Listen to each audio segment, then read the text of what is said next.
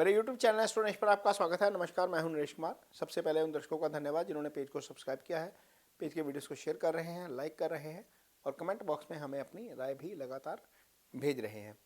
दोस्तों, आज बात करेंगे गुरु की, देवगुरु बृहस्पति की। ये ग्रह आपकी कुंडली में बहुत अहम भूमिका निभाते हैं, क्योंकि कुंडली में 12 भाव होते हैं। 12 में से 4 भाव गुरु उनके कारक हैं। पहला भाव धन भाव, गुरु उसके कारक है, ये कुंडली में दूसरा भाव होता है। पांचवा भाव जो इजी गेंस का भाव है, जो स्टेट ऑफ माइंड का भाव है, जो कुंडली का दूसरा सबसे शुभ भाव है, ये सुप्त भाव कहा जाता है, संतान का भाव है, गुरु इसके भी कारक है। नौवां भाव गुरु इसके भी कारक हैं, ये अध्यात्म का भाव है, ये भाग्य का भाव है। यहाँ से सारा रिलीजियस इंक्लिनेशन यहीं से देखी जाती है। ये कुंडली का पहला सबसे शुभ भाव होता है, यानी कि जो त्रिकोण होता है कुंडली का, उसमें नौवां भाव सबसे शुभ, पांचवां भाव दूसरा नंबर पे आता है। इन दोनों भावों के कारक गुरु होते हैं। गुरु 11वें भाव के कारक हैं। यहाँ से हम इच्छाओं की पूर्ति देखते हैं, कर्म का फल यहीं से देखा जाता है, आपकी आय यहीं से आती है, आपकी प्रमोशन यहीं से आती है, एलिवेशन हम यहीं से देखते हैं। तो बात करेंगे मकर राशि के जातकों की। मकर राशि के जातकों को गुरु के कैसे फल मिलेंगे 2024 में। तो मकर राशि के जातक, पहली बात तो यह है कि शनि की 7.5 की आखिरी फेज से गुजर रहे हैं। ये आखिरी फेज ही है, तो आखिरी फेज के बारे में यह कहा जाता है कि ये आखिरी फेज देकर जाता है कुछ ना कुछ। अब आखिरी फेज में शनि देंगे और गुरु उसका माध्यम बनेंगे।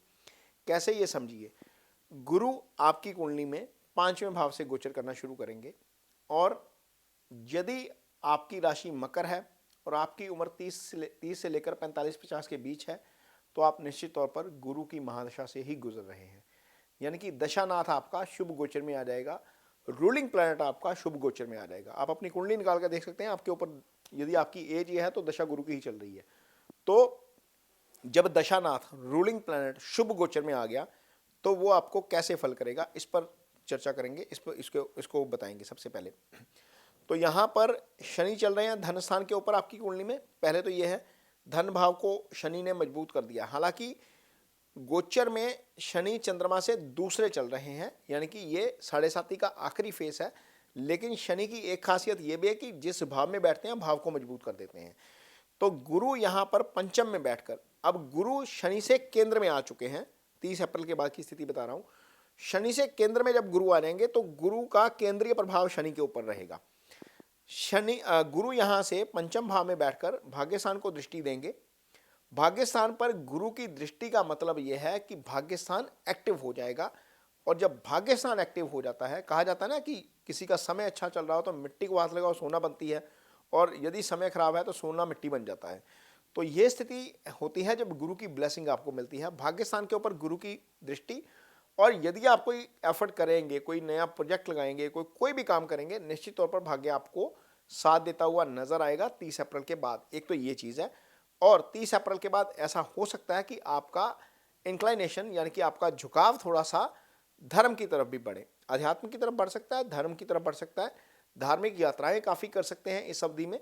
हो सकता है कहीं आपको अयोध्या जाने का मौका मिले, या वैष्णो देवी माँ के दर्शन करने का मौका मिले, जहाँ पर भी आप रहते हैं, बालाजी जा सकते हैं आप, या कहीं पर भी जो भी आपके इर्द गिर्द धार्मिक स्थान पड़ते हैं, जहाँ के प्रति आपकी श्रद्धा है।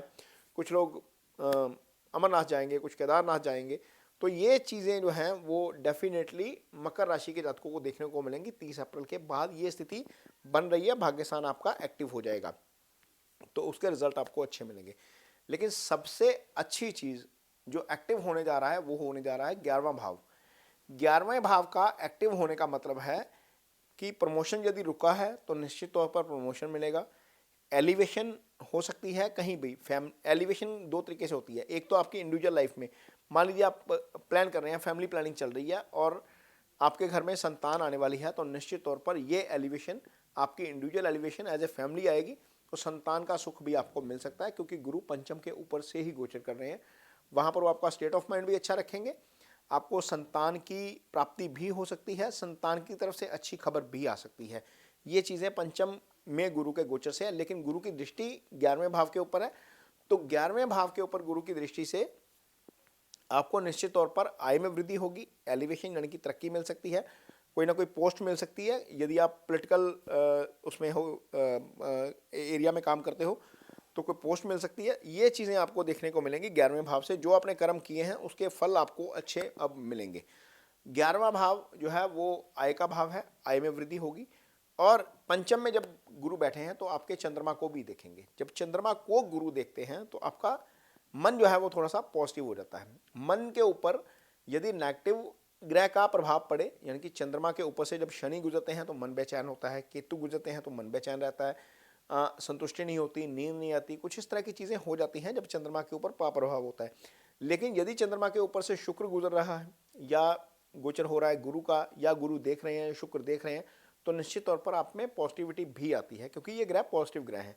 तो चंद्रमा की दृष्टि का मतलब यह है कि आप पॉजिटिव होकर काम करेंगे, आपका स्टेट ऑफ माइंड पॉजिटिव रहेगा। बहुत सारी चीज़ें जो है पहले आप जिनके ऊपर इशू खड़ा करते थे वो चीज़ें आप अब नज़रअंदाज करेंगे।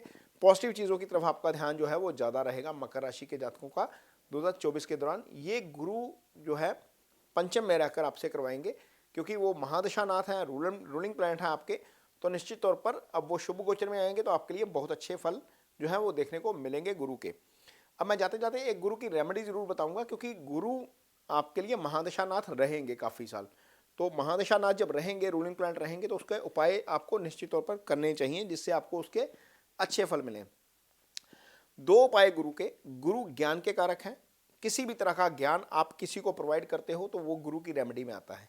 यदि आपके इर्द गिर्द कोई बच्चा है जिसको आप असिस्ट कर सकते हो पढ़ने में, वो शार्प है लेकिन उसके पास फाइनेंशियल कमी है, आप 10 रुपए की एक पेंसिल भी लेकर दोगे तो वो भी गुरु की रेमेडी में आएगी। ये आपकी कैपेबिलिटी पे डिपेंड करता है, आपकी कैपेसिटी पे डिपेंड करता है, आपकी अफोर्डेबिलिटी पे डिपेंड करता है कि आप कितना अफोर्ड कर सकते हैं किसी को असिस्ट करना। यदि आप असिस्ट कर सकते हैं कि उसकी फीस दे सकते हैं तो आप उसकी फीस दीजिए। यदि असिस्ट कर सकते हैं कि आप एक पेन ही अफोर्ड करते हैं तो आप उसको पेन की मदद देंगे, तो वो भी आपकी गुरु की रेमेडी में आएगा। किताबें लेके दे सकते हैं तो किताबें लेके दीजिए, ये भी गुरु की रेमेडी में आएगा। और यदि आप एक पेड़ लगाते हैं, गुरु फलदार पेड़ों के कारक ग्रह हैं, तो जैसे जैसे वो पेड़ बढ़ता है वैसे वैसे आपके गुरु मजबूत होते हैं, आपको गुरु के अच्छे फल आते हैं। मैंने वीडियो के शुरू में बताया कि गुरु 4 भावों के कारक हैं, आय भाव, धन भाव, भाग्यस्थान और आपकी संतान का भाव। तो इन सब के अच्छे रिजल्ट आपको देखने को मिलेंगे गुरु की महादशा में, यदि आप गुरु का ये उपाय करते हैं। क्योंकि शास्त्र ये कहता है कि आप यदि संतान पैदा करते हो तो वो उसकी संभावना रहती है कि वो आपके साथ उसकी ट्यूनिंग अच्छी रहे ना रहे, वो खराब निकले ठीक निकले, ये संभावना संतान के साथ रह सकती है। लेकिन यदि आप एक पेड़ लगाते हो तो इस बात की कोई संभावना नहीं है कि वो पेड़ खराब निकल जाए। वो पेड़ बड़ा होगा, पेड़ छाया भी देगा, आपको नहीं देगा तो किसी दूसरे को देगा, फल भी देगा। तो कोशिश करिए आप एक फलदार पेड़ लगाइए और उस पेड़ की सेवा करिए। जैसे जैसे वो पेड़ बढ़ेगा उसके ऊपर फल आएंगे, गुरु के फल आपको निश्चित तौर पर मिलने शुरू हो जाएंगे। तो ये गुरु की रेमेडी है मकर राशि के जातकों के लिए, क्योंकि दशा गुरु की चल रही है। ये वीडियो आपको कैसा लगा इस पर कमेंट बॉक्स में अपनी राय जरूर दीजिए। यदि वीडियो अच्छा लगे तो इसे शेयर जरूर करिए, पेज को सब्सक्राइब जरूर करिए। इसके साथ ही मुझे दीजिए इजाजत। नमस्कार।